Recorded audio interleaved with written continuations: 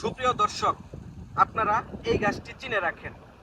এটি একটি মরণঘাতিক পার্থেনিয়াম গাছ।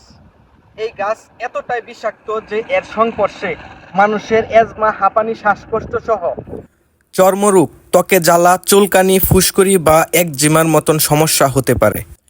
এমনকি দীর্ঘমেয়াদে ইমিউন সিস্টেম দুর্বল করে দিতে পারে। গরু ছাগলে এই গাছটি খেলে পাচনতন্ত্রে সমস্যা হতে পারে।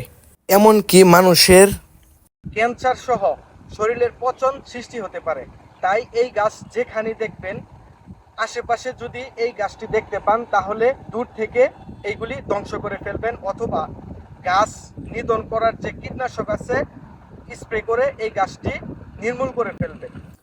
এই গাছ বাংলাদেশ থেকে নিধন করা এখন শুধু সময়ের ব্যাপার।